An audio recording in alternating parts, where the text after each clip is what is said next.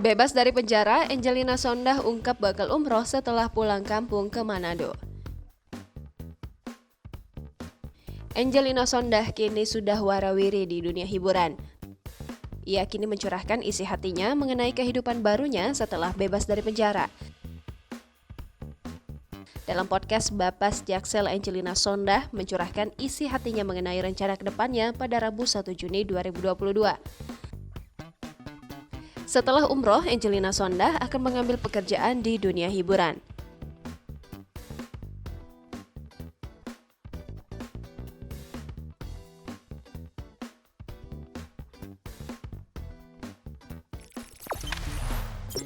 Jangan lupa subscribe, share, komen, dan like ya!